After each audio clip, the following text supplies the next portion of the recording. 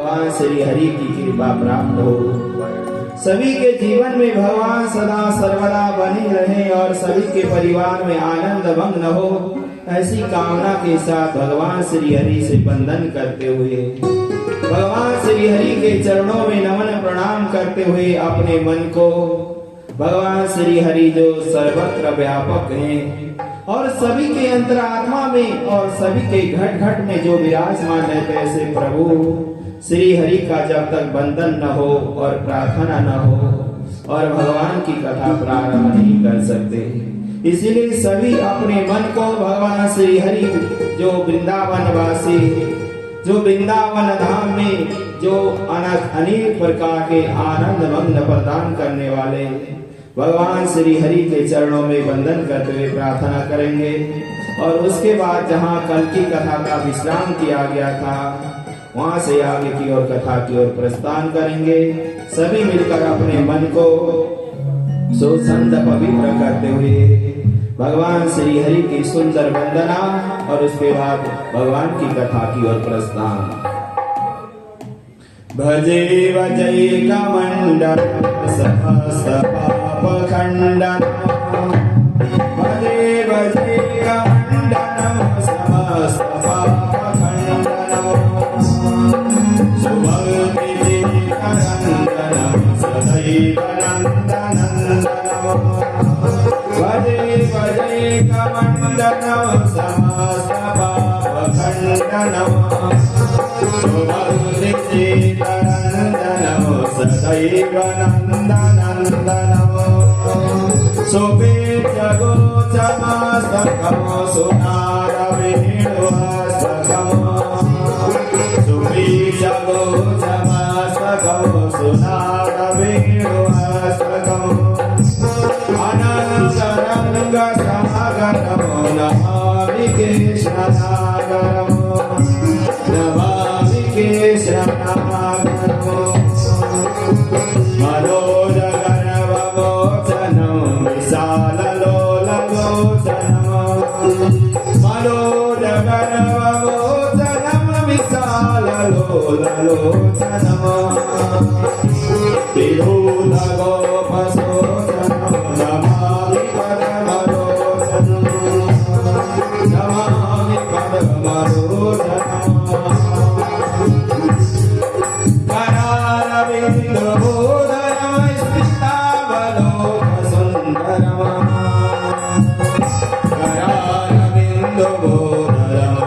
सावलोक सुंदरम, महेन्द्रमानवारणम नमामि कृष्णवारणम, नमामि कृष्णवारणम,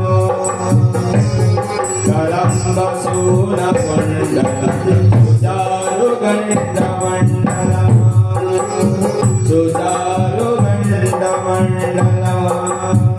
जनैव कल्लवं नमामि कृष्णदुर्लभं, नमामि कृष्णदुर्लभं, यशोदया सहोदया सगोपया सनन्दया, युतैकनायकं नमामि गोपनायकं, युतैकनायकं नमामि गोपनायकं, सदैव पादपद्मसेनिजं,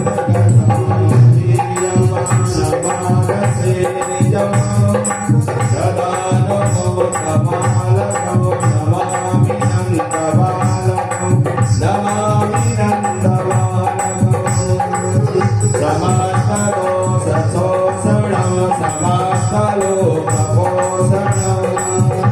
समस्तगोपमानसं नमामि नन्दवानसं, नमामि नन्दवानसं, भुवो भवाकतारकं भवामि कर्णधारकं, यशोमते किशोरकं नमामि सिद्धचोरकं, त्रिगणचारुसायकं नमामि नन्दनायकं, दिने दिने नमो नमो नमामि नन्दसंगं, नमामि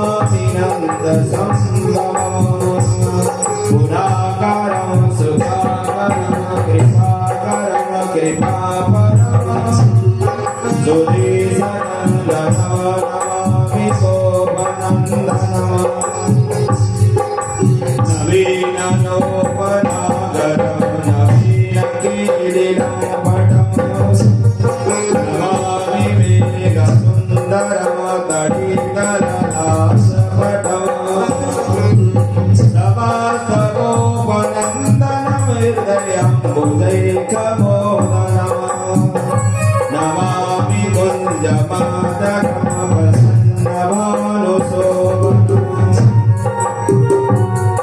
त्रिगन्धकामदायकं त्रिगन्धचारुसायकम् नमामरसालवेणुनायकं नमामि कुञ्जनायकं नमामि कुञ्जनायकम् विनोदगोपीमानवं तद्वसायेयम् नमामि कुञ्जकानने प्रबोधवन्निपायनम् यदा तथा तथैव कृष्णसदकथा मया सदैव गीयतां तथा कृष्णविधीयताम् प्रमाणिका त्वयकयं जगदेत्यये पुमानम् भवेश नन्दनन्दने भवेषु नन्दनन्दने भवेषु नन्दनन्दने सुभद्रिचिन्तनम् भवेषु नन्दनन्दने सुभद्रिचिन्तनम् भवेषु नन्दनन्दने सुभद्रिचिन्तनम्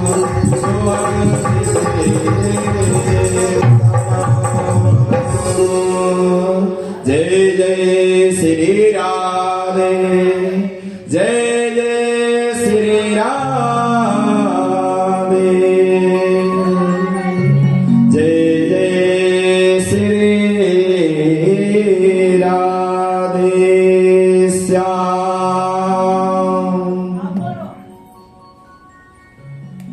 भगवान श्री हरि की परम मंगलमय श्रीमद् भागवत महापुराण की कथा। कल के प्रसंग में आपने श्रीमद् भागवत महात्म्य की जो कथा का श्रवण किया और कैसे कैसे कर्म से क्या क्या फल मिलता है और यह मानव को एकदम स्वसंत पवित्र मन में भक्ति करने वाला भगवान का भक्त बनता है। और जिसके मन में संशय हो और जिसे सत असत में भी यदि आप सत्कर्म करने के बाद भी सोचते हो हम सही कर रहे या गलत, और यदि भगवान के प्रति भी आपका पूर्ण विश्वास जब तक नहीं होगा तो आपका कार्य सफल नहीं हो सकता।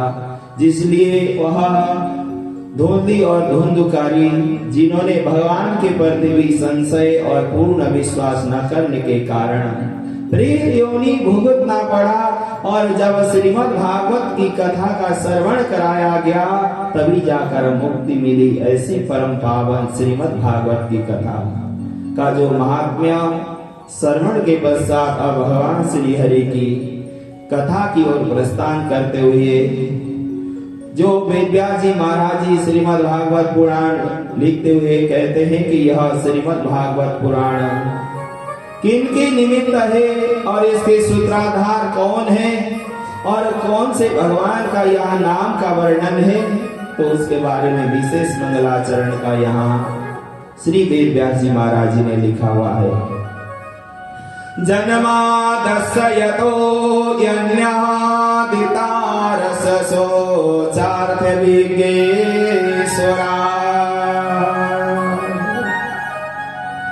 तेरे ब्रह्मा हृदयादिकवयो मुह्यन्ति यदा सूरयः तेजो वारी मृदयथा विनिमयो यत्र त्रिसर्गो मृषा धाम्नेन सोयेन सदा निरस्तकुहकम् सत्यमा परमो धीमहि सत्यमा परमो धीमहि। श्रीमद् भागवत की कथा का वर्णन करते वेद व्यास जी महाराज जी लिखते हैं, जो जन्म जन्म के पाप मिटने वाले जो तिरसर्ग भगवान श्री हरि जहां मथुरा में जन्म लेते हैं, वृंदावन में जाकर जो प्रभु लीला करते हैं और द्वारिकापुरी में जाकर गृहस्थ आश्रम का पालन करते हैं, वही भगवान श्री हरि हैं, जिनकी कथा का यहाँ वर्णन मंगलाचरण किया जा रहा है। प्रभु कैसे हैं? धामना सोएन सदा निरस्तकुहकम् सत्यम परम धीमहि। वेद व्यास जी महाराज जी किसी भगवान का नाम नहीं ले रहे, कहते हैं भगवान कौन है?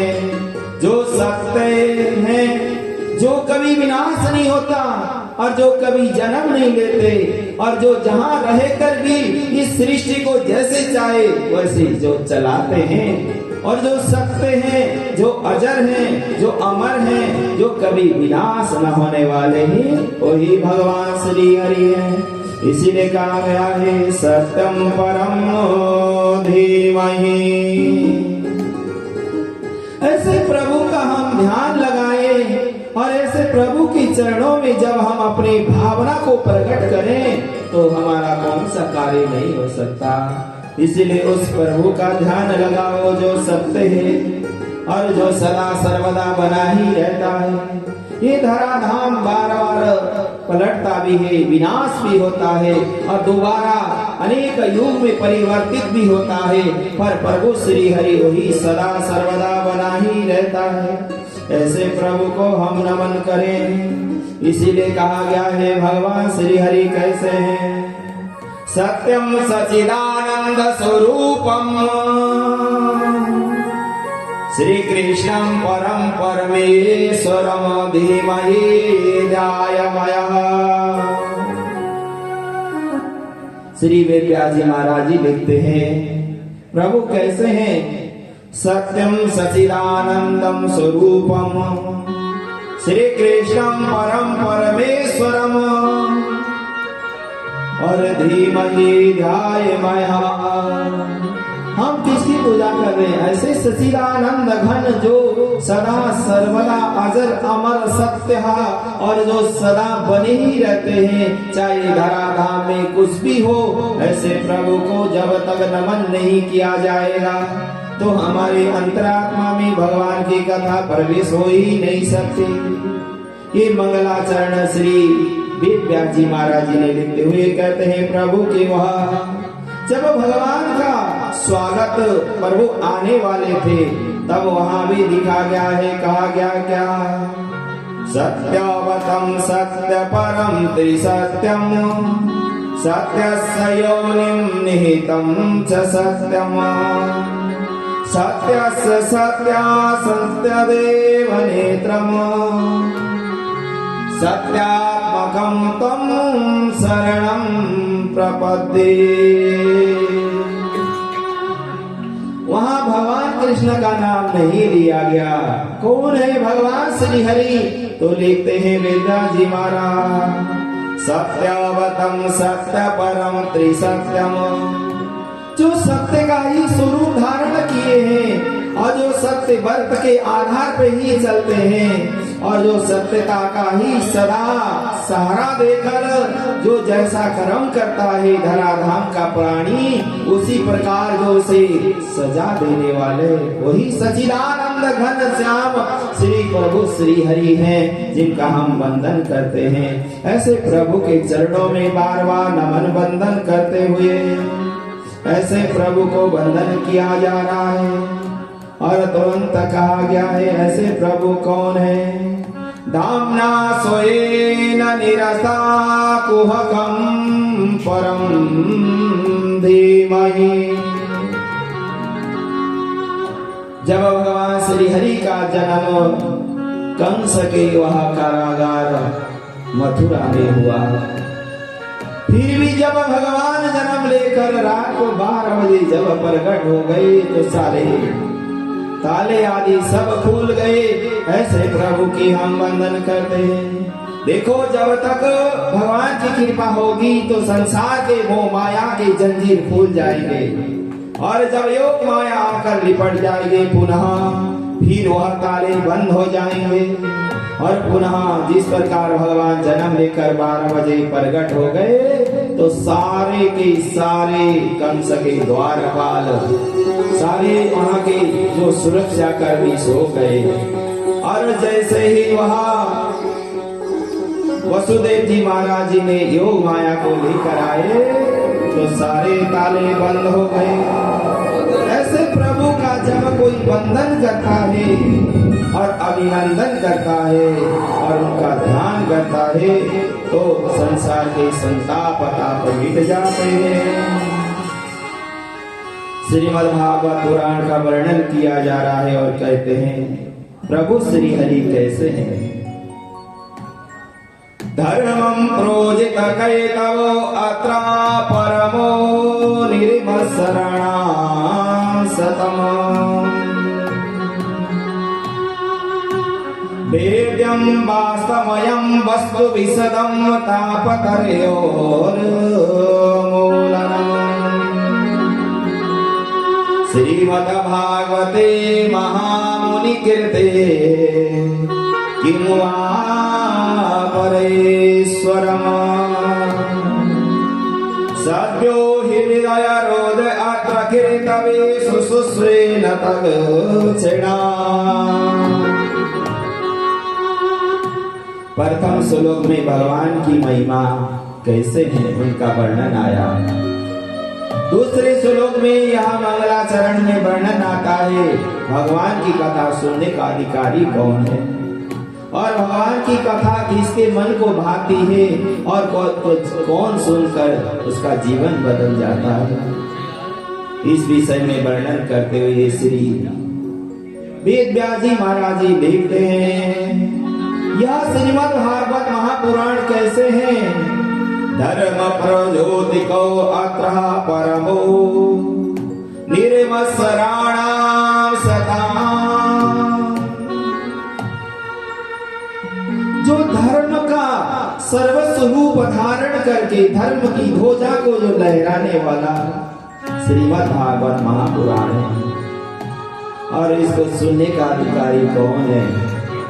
निर्मत्सराणां सतमो निर्गता मत्सरा तेना निर्मत्सरः।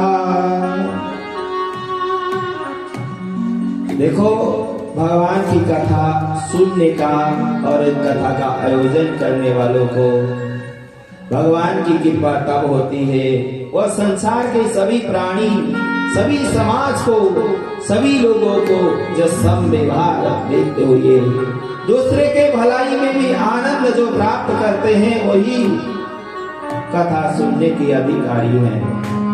निर्मत्सराणां सतम।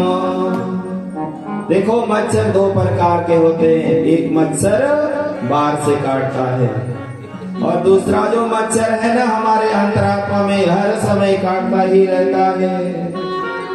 एक होता है मच्छर, दूसरा होता है मत्सर।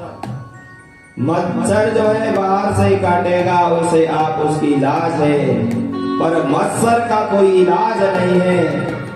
मत्सर का मतलब होता है मेरा पड़ोसी कितने जल्दी करोड़पति बन गया, इसे कैसे परेशान किया जाए, या इसके निमित्त कैसे कुछ आरोप लगा दिया जाए।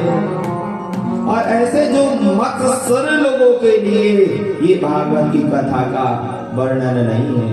जिसके अंदर से मत्सर और मत्सर निकल गया, वही कथा सुनने का अधिकारी है। यदि किसके मन में मत्सर पैदा हो गए अंतरात्मा में, वो मत्सर काटता ही रहेगा और वह कभी निकलेगा ही नहीं, तो वह कथा सुनने का अधिकारी नहीं हो सकता। इसलिए संसार के अनेक प्राणियों को भगवान हरि कहते हैं आनंद मग्न, जो अनेक प्रकार के संताप ताप जो अंतरात्मा में छुपा हुआ है, उसे जब निकाल कर बाहर फेंकोगे, तभी जाकर भगवान की कथा सुनने के अधिकारी बन जाओगे। ये बहुत मुश्किल कार्य है भगवान की कथा का आनंद पाना। और अपने जीवन में तारना। देखो भगवान की कथा सुनने मात्र की बात भी नहीं है, सुनने के साथ साथ यदि हम इसका अपने जीवन में उतारेंगे तो अवश्य में हमारे में परिवर्तन आएगा और हमारा जो भी कार्य अवश्य में पूर्ण होगा। पर हम अपने में जब तक परिवर्तन नहीं लाएंगे तो कुछ होना ही असंभव लग रहा है। कंचन कजन सहज है, सहज मित्र का नेहा, मान बढ़े ईर्षा दुर्लभ तजनाय।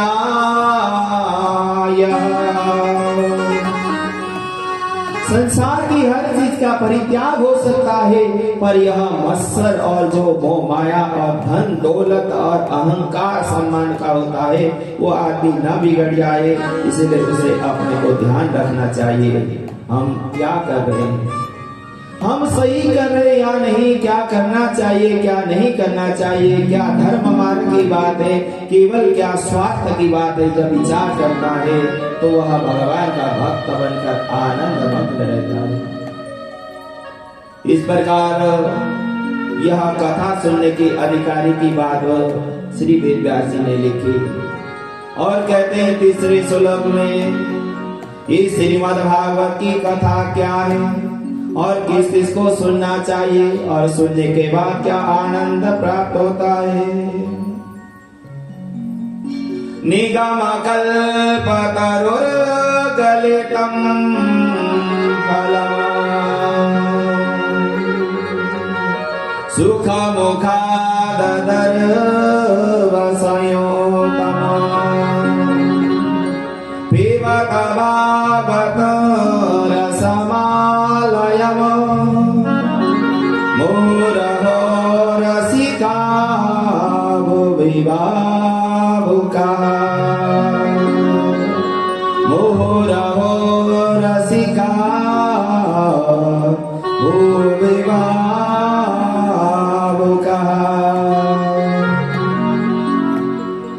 किसी ने कहा श्रीमद् भागवत का जो यह कथा है यह फल है, कौन सा फल जिसमें कोई घुटनी भी नहीं है और कोई छिलका भी नहीं है। यदि कोई घुटनी वाला फल उसे काटना पड़ता है, उसे निकाल कर छिलका उतार के ग्रहण किया जाता है। पर यह तो श्रीमद् भागवत महापुराण की कथा केवल वह रस स्वरूप है जिसे पीने पीने से यह जीवन बदल जाता है। और यह जीवन में जब कथा रूपी अमृत पिया जाता है तो ये अंतरात्मा को पवित्र करती है। और देखो जिस फल में तोते का मुंह लगा होगा वो फल अवश्य में मीठा होगा, इसीलिए कहा गया है सुख मुखाददर रसयोतम्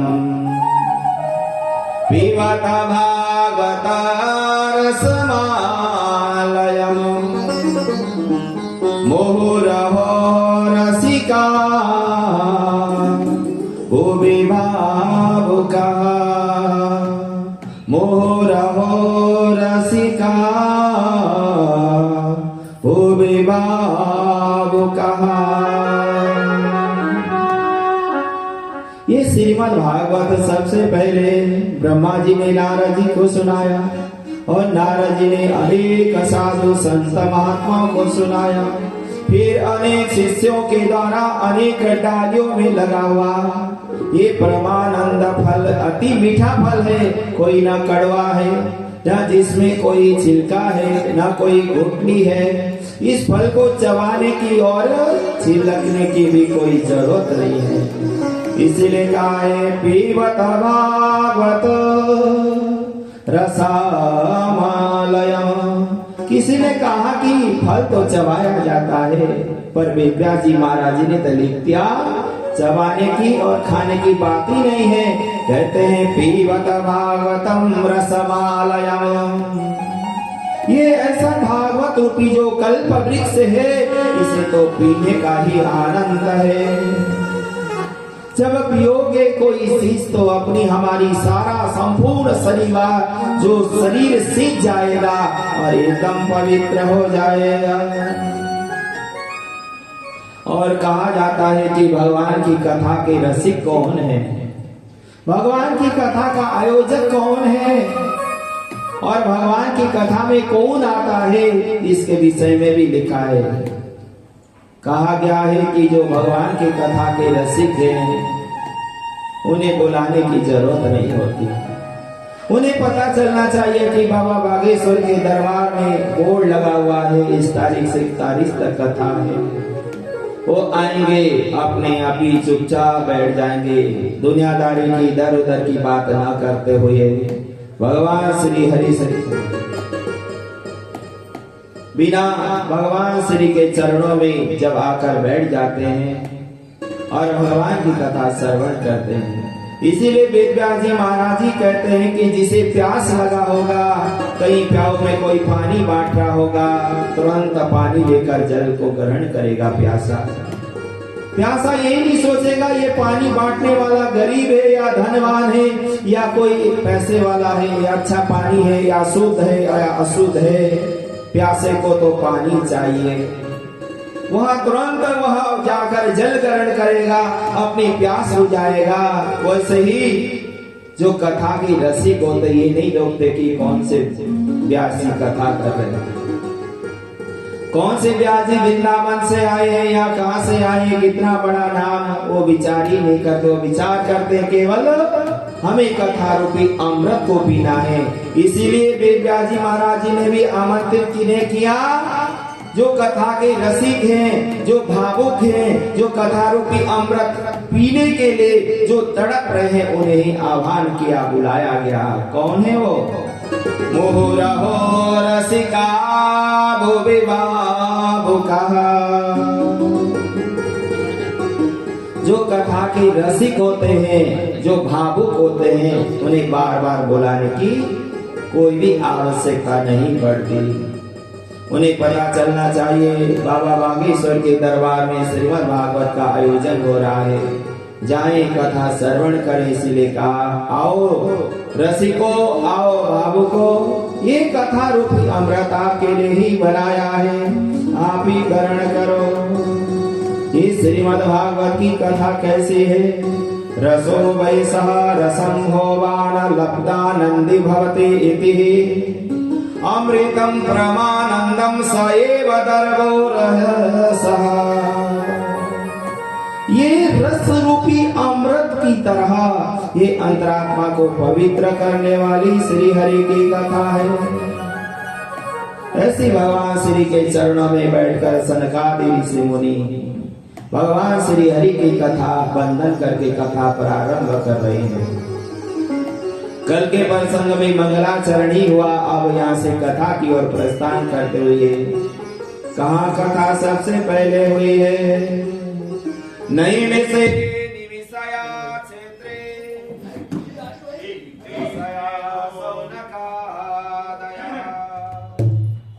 सत्रम स्वर्गलोकाय कृष्णे गोविंदे हरे।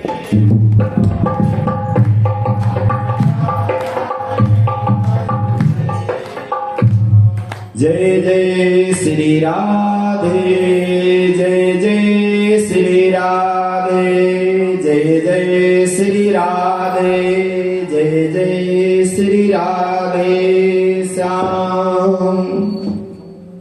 भगवान श्री हरि के जितने भी कथा का वर्णन वेद व्यास जी महाराज जी लिखते हैं। कहाँ हुआ? नैमिषे निमिषाया क्षेत्रे ऋषया सौनकादयः सद्र स्वर्गालोकाय सहस्र समागतः।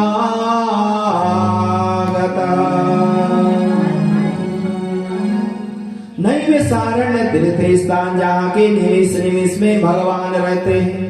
चाहे लता हो, चाहे गुल्म हो, चाहे वृक्ष हो, चाहे पशु हो, चाहे पंछी हो, चाहे जो जीव जंतु हो, सभी के अंतरात्मा में जो भगवान विराजमान रहते हैं, उस क्षेत्र का नाम क्या है? नैमिषारण्य क्षेत्र। अब भगवान की कथा सबसे पहले कहाँ हुई? नैमिषारण्य में। और वहां सभी ऋषि मुनि सूत जी महाराज से प्रश्न करते, गुरुदेव भगवान ये श्रीमद् भागवत की कथा क्यों, कैसे, कहाँ, किस प्रकार, किसने किया, क्यों किया, इसे क्या फायदा है, क्या नुकसान है और कब, कहाँ, कैसे करनी चाहिए, सारे प्रश्नों का हमें उत्तर दीजिए गुरुदेव भगवान।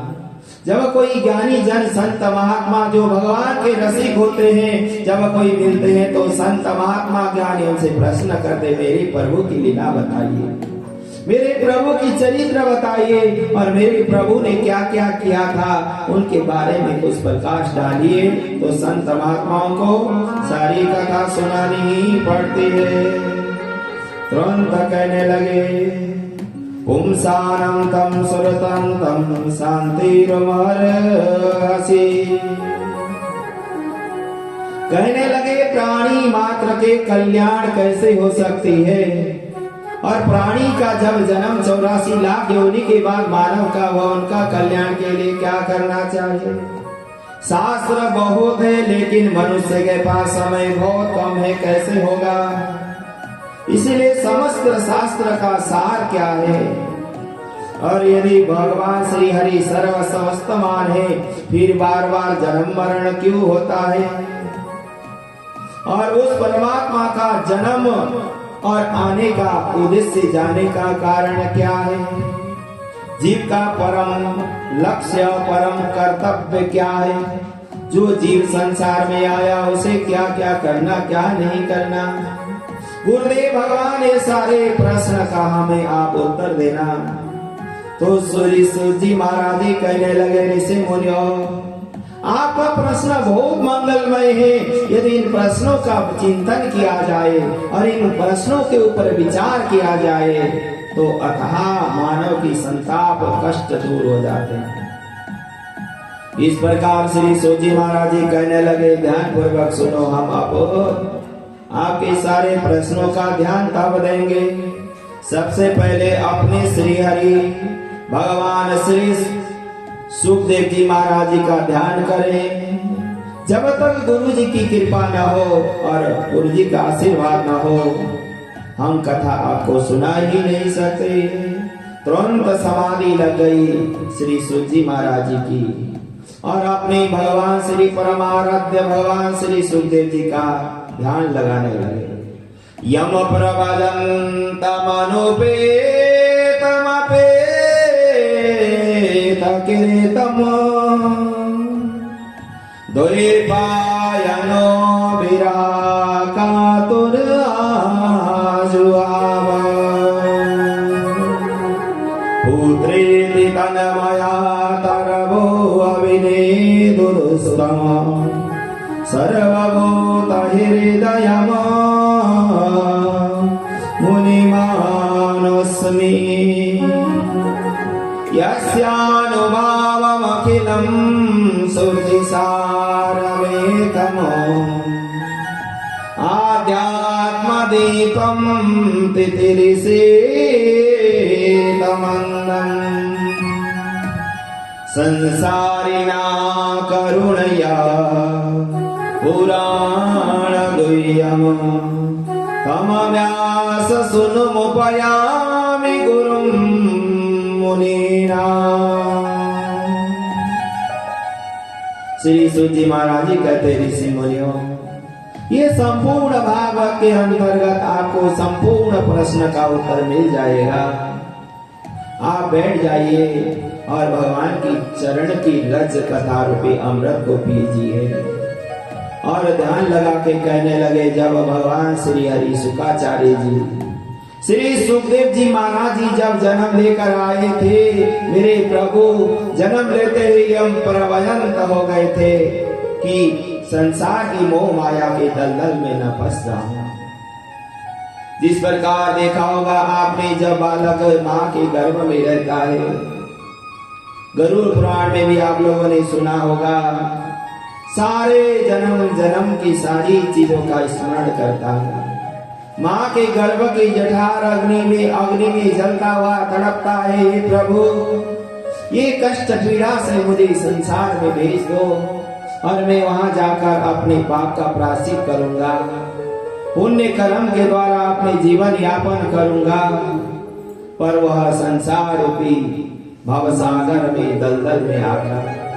यहीं उसे देखो, किसी बालक को पता है क्या ये मेरे माता है, ये पिता है, कौन समझाता है?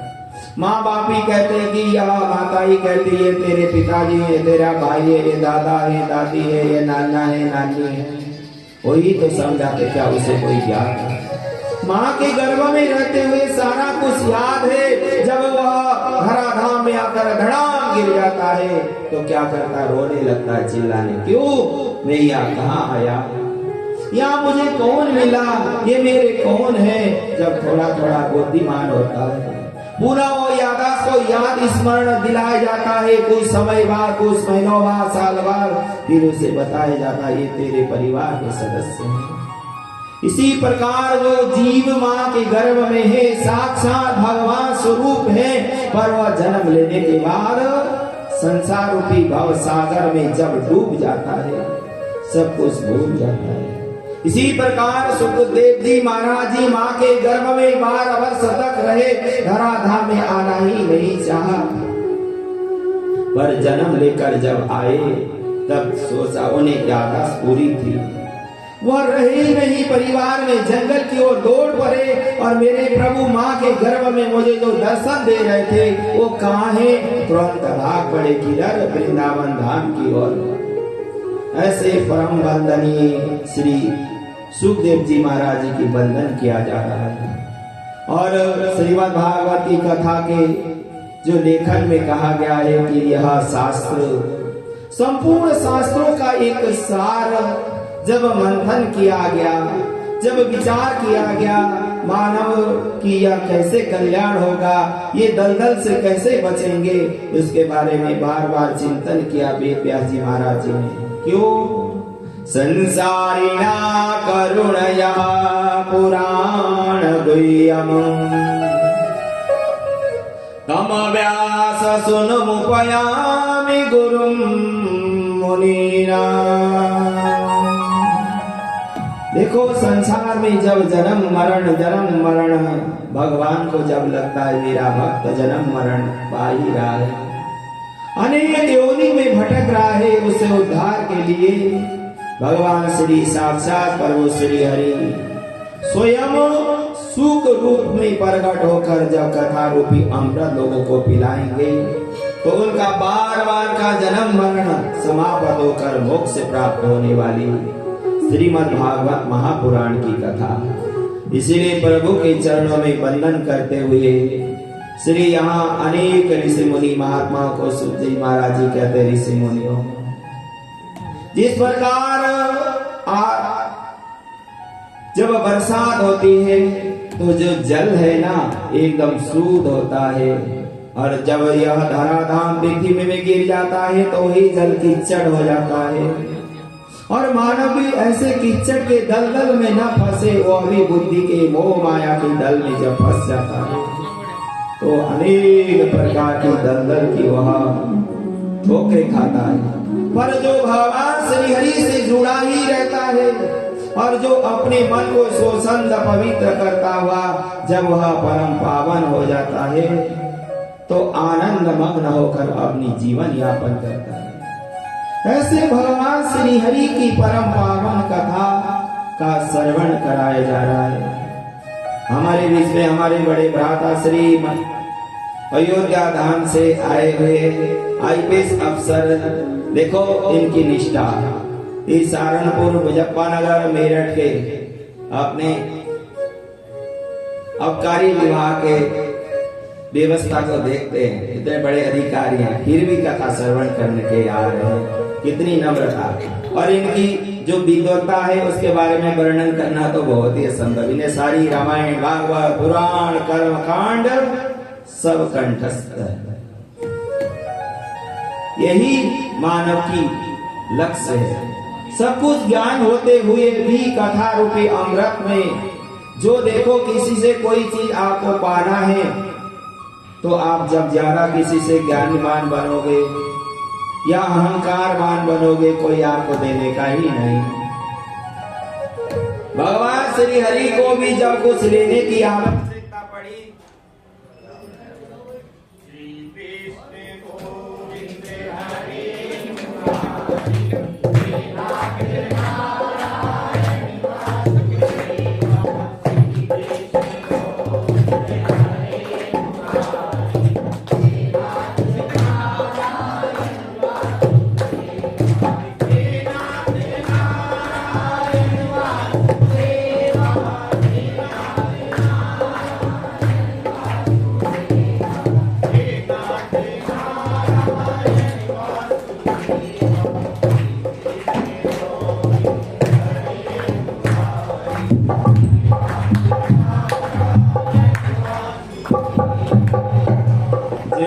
जय श्री राधे, जय जय श्री राधे, जय जय श्री राधे श्याम। इसीलिए बाबा तुलसीदास जी महाराज जी ने लिखा है कि जैसे जल निर्मल धरा धाम में आकर गंदा हो जाता है, मानवों को भी ऐसे दलदल से बचना चाहिए। भूमि पर दवा डावर पानी, भूमि पर दवा डावर पानी, धीमी जीवाए माया लपटानी, धीमी जीवाए माया लपटानी, भूमि पर दवा डावर पानी, धीमी जीवाए माया लपटानी, भूमि पर डावर पानी, धीमी जीवाए माया लपटानी, धीमी जीवाए माया लपटानी।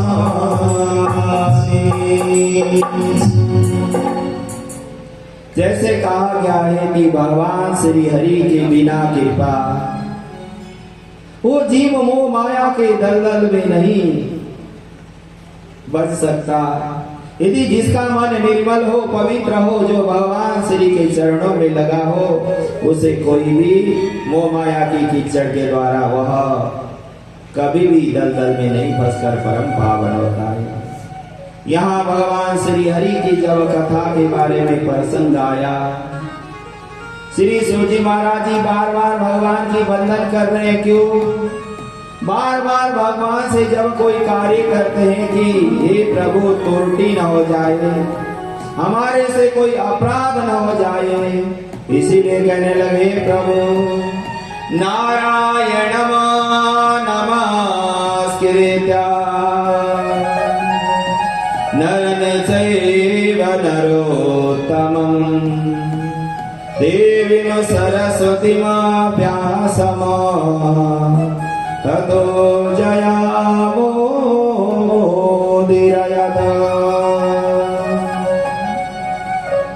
हे परमपिता परमेश्वर, आपके चरणों में बार बार वंदन करते हुए भगवान श्री हरि की यह कथा का श्रवण कराया जा रहा है। और भगवान श्री हरि की कथा पाने के लिए जन्म जन्म के जब पाप मिट जाते हैं और भाग्य के जब उदय हो जाए तभी जाकर प्राप्त हो सकती, इसीलिए कहा गया है। और श्री बाबा तुलसीदास जी पुनः लिखते हैं, बड़े भाग मानुष तन पावा,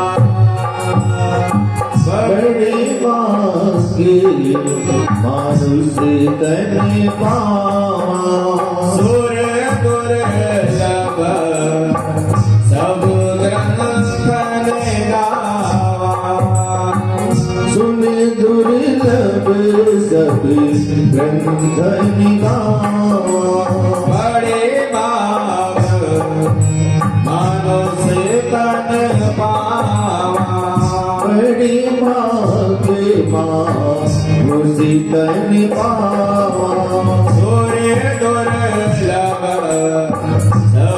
ग्रंथ गावा, सुन दुर्लभ सब ग्रंथ गावा, साधन दान मोक्ष करिवारा, साधन धाम मोक्ष करिवारा, आए न ते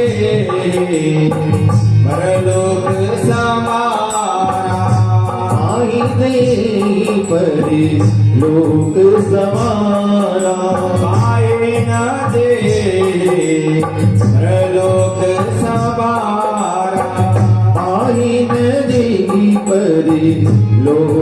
सवारा आए न दे परलोक सवारा। देखो भगवान श्री हरि की कथा केवल मानव शरीर में ही आप मनन चिंतन कर सकते हैं। अन्य योनि में जो भी जीव है जन्म लेता है, खाता पीता है और अपना जो भी कार्य है उसमें मन लगता है, उसी में समा जाता है। ये साधना के लिए, अपने जीवन को मंगलमय बनाने के लिए ही यह भगवान श्री हरि की कथा है, जो मानव साधना के द्वारा अपनी मोक्ष गति को प्राप्त केवल मानव शरीर में ही कर सकता है। 84 लाख योनि में, अन्य योनि में जन्म लो, अपना जो भी कार्य है, खाना पीना, घूमना फिरना, सोना जागना, फिर वह बार जन्म लेकर समाप्त हो जाता है। इसीलिए भगवान श्री हरि की कथा परम पावन, परम पवित्र। सूत जी महाराज जी कहने लगे, ऋषि मुनियों, एक समय की बात है, वेद व्यास जी महाराज जी ने श्रीमद् भागवत कथा से पूर्व 7 जो महापुराण लिखे, मन में विचार करने लगे, 7 पुराण लिख दिए, फिर भी लोगों का कल्याण नहीं हुआ और लोग दलदल में फंसे ही रहे, उनका उद्धार कैसे होगा। भगवान श्री हरि अपने भक्तों के बारे में विचार करते हैं। भगवान श्री हरि ने और वेद व्यास जी महाराज जी मन में चिंतन करते हैं कि हे प्राणियों, जो बुद्धिमान है, जो ज्ञानवान है, वह तो कैसे भी अपना गुजारा कर ही लेगा, अपने कर्म भी कर लेगा। जिसके पास ना बुद्धि हो, ना योग्यता हो, ना क्षमता हो, वो कैसे जिएगा। उन प्राणी के लिए भी कुछ कार्य करना मेरा धर्म है, उन मानव का उद्धार करना भी मुझे विचार करना चाहिए। तुरंत वेद व्यास जी महाराज विचार करने लगे, सोचने लगे। मंदासु मंद मतयो मंद भाग्या उपद्रुता, जिसकी भाग्य भी मंद हो, जिसका वह कर्म भी मंद हो, जिसकी बुद्धि भी मंद हो, ऐसे जीवों के लिए क्या करना चाहिए। विचार मग्न है श्री वेद व्यास जी महाराज जी। भगवान श्री हरि की आज्ञा हुई, भगवान श्री हरि के अनन्य भक्त श्री नारद जी को आज्ञा कर दिया गया, जाओ जाकर वेद व्यास जी महाराज जी को समझाओ और वह ऐसा लेखन लिखे जिसके कारण मानव का कल्याण हो। नारद जी तो अपने वीणा का वादन करते हुए वैकुंठ धाम से चल पड़े। जहाँ बद्री धाम के क्षेत्र, वहाँ बद्री विशाल में वेद व्यास जी महाराज जी बैठे हुए हैं, ध्यान लगा कर। नारद जी जैसे ही चले, श्रीमन नारायण नारायण नारायण, श्रीमन नारायण नारायण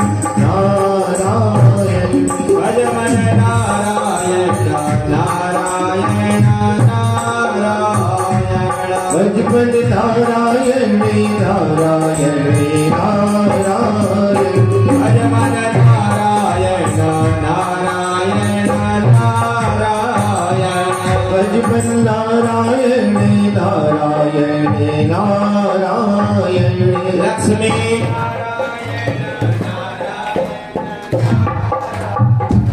लक्ष्मी नारायणी नारायणी नारायण, लक्ष्मी नारायण नारायण नारायण, लक्ष्मी नारायण नारायण नारायण, सत्यनारायण नारायण नारायण, सत्यनारायण नारायण नारायण, श्रीमन नारायण नारायण नारायण, श्रीमन नारायण नारायण नारायण, श्रीमन नारायण नारायण नारायण, श्रीमन नारायण नारायण नारायण, श्रीमन नारायण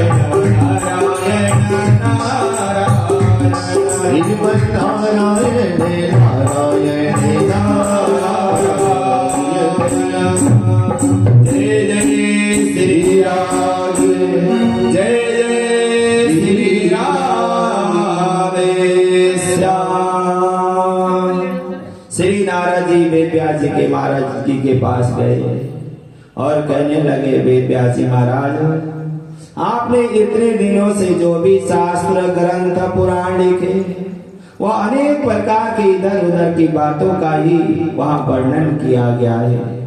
और आप भगवान की चरित्र लिखो, भगवान की लीला लिखो, और भगवान के गुणगान जब तक नहीं गाओगे तो कभी भी वह संसारी जीवों का कल्याण नहीं हो सकता।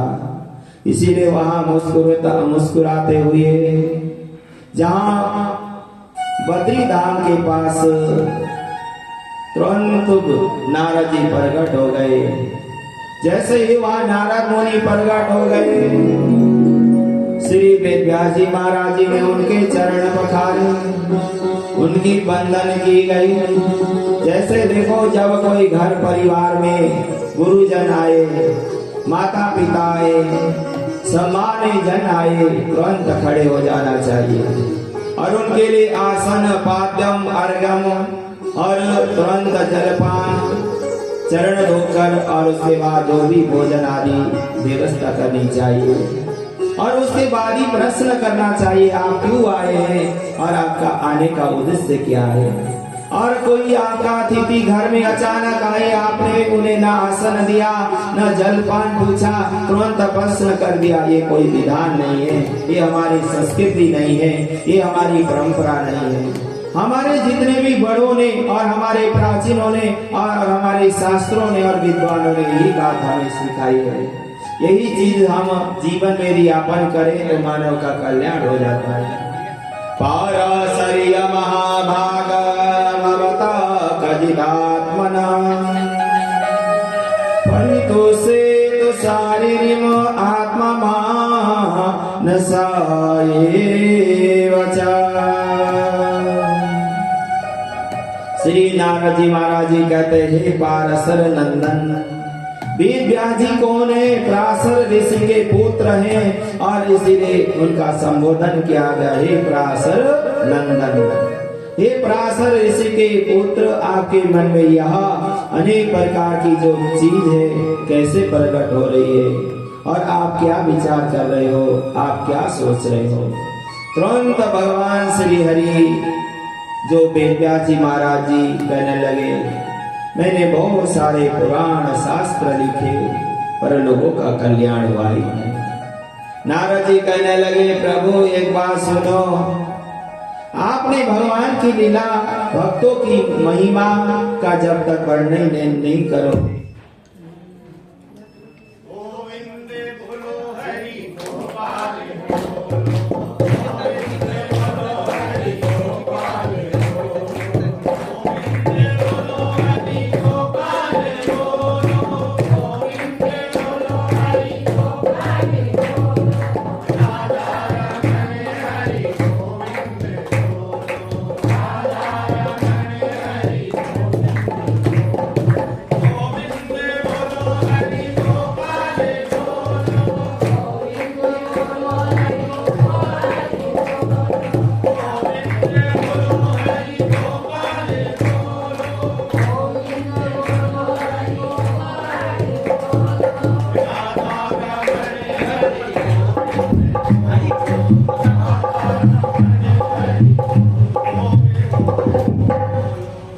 जय जय श्री राधे, जय जय श्री राधे, जय जय श्री राधे। श्री नारद जी महाराज कहने लगे, हे पराशर नंद वेद व्यास जी, हम आपको अपनी जीवन की कहानी सुनाते हैं।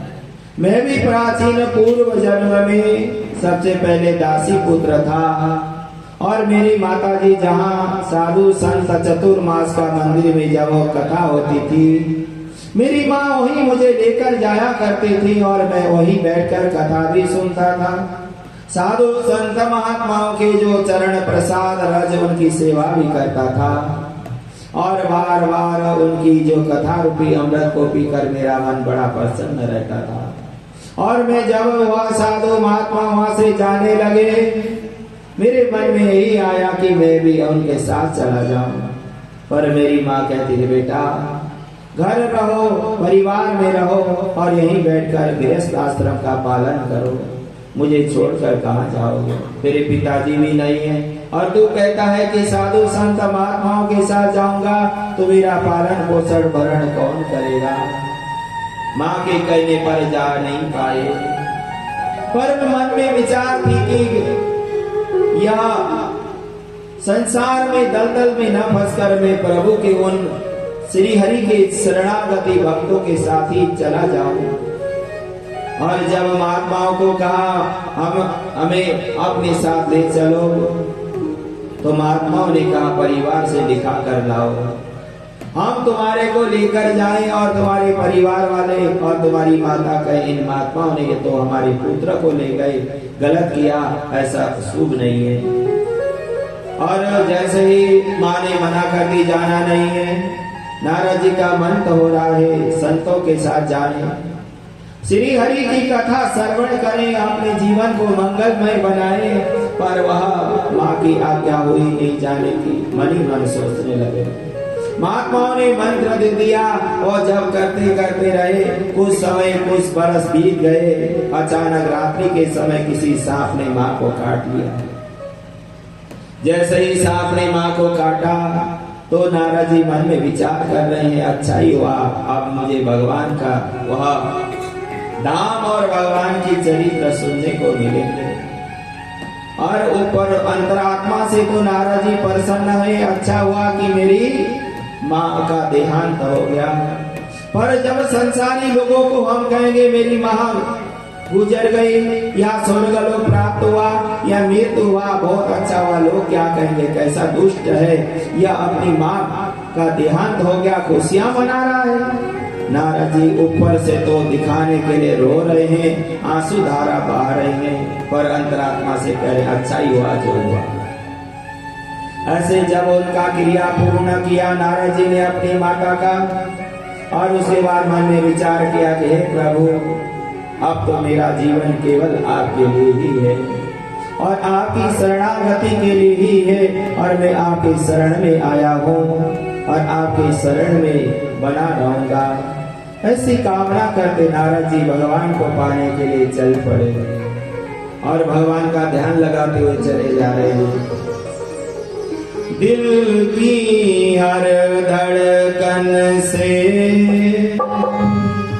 तेरा नाम निकलता है, दिल की हर धड़कन से ताली बजाते हुए भगवान तेरा नाम निकलता है, तेरे दर्शन को मोहन तेरा दास तरसता है, तेरे दर्शन को मोहन तेरा दास तरसता है, दिल की हर धड़कन से तेरा नाम निकलता है, दिल की हर धड़कन से तेरा नाम निकलता है, तेरे दर्शन को मोहन तेरा दास तरसता है, तेरे दर्शन को मोहनी तेरा दास तरसता है, जन्मों पे जन्म ले